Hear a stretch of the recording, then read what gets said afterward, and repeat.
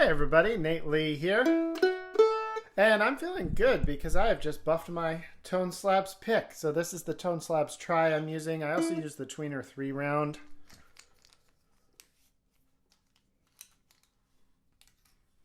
This one here. I've also got this one, which I don't know that this had a name when I got it, but it's about the size of what I think their mini is called. I had ordered this just to try out a little bit. It's a little bit smaller than the Tweener 3 round. But anyway, the Tri has been the pick I've used the most lately. And it had gotten rough because of that, because I do a lot of like these types of sounds, a whole lot, and it made it really rough. And you know, in the past I've used different, very fine sandpapers, nail buffers, all those different kinds of things, and really used my jeans quite a lot.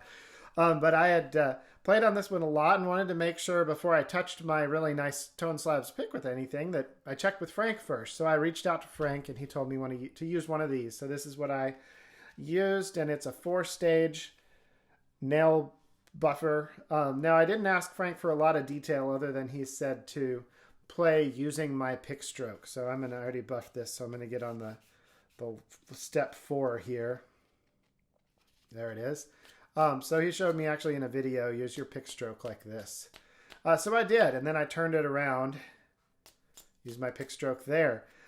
So I could tell I had some pretty deep ridges, so I started with step 1, the filing one. If you don't have deep ridges, then start somewhere else. But I knew that it was going to take more, so I started on step 1 and just did this all the way around. And the difference is pretty cool because my pick feels like new again.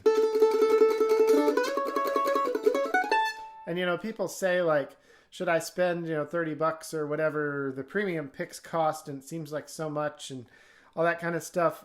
You should probably, for most of you out there, you probably should buy a nice pick. And you can keep just one of them. I've been using the same one. I actually don't have a second Tri. I've been using the same Tri a ton since like July of 2022. And as of this recording, it's April of 23. And it's just hard to beat that slick feel of a ToneSlab's bevel. ToneSlab's bevel. And I haven't beat the slick feel with any other pick I've tried. Nothing has done for me what this one does. Even when it was rough, it played great. But then I polished it up and wow. It's just hard to beat that feeling.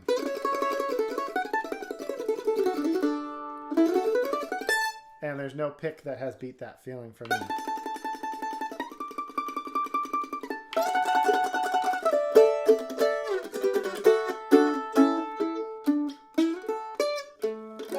So this is your PSA to go and polish your pick. If it feels rough at all, go ahead and polish it. It's totally worth it. All right, well, I'm going to go back to picking. Everybody make sure to subscribe, like, all that stuff for the YouTube algorithm. Hit that notification bell if you're watching on Facebook. Like and share and all that too. And I'll see you all in the next video.